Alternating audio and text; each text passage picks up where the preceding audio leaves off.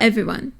In today's video, I'll show you how to try and fix a banned Instagram account. Follow these steps to appeal the ban and recover your account. If you see a message saying your account has been banned, tap Learn More. Instagram usually provides details about the violation. Make sure to read the information to understand what might have gone wrong. If you believe your account has banned by mistake, you can submit an appeal. On the same screen, tap Disagree with Decision and follow the steps to appeal the ban. Instagram will review your appeal and respond within a few days.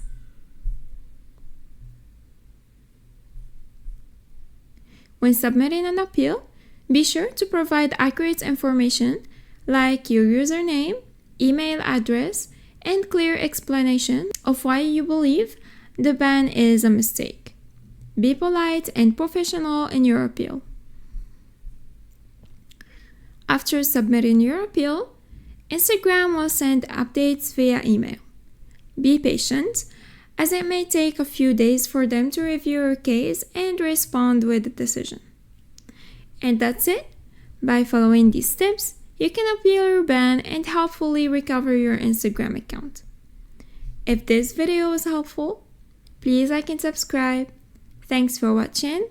Goodbye.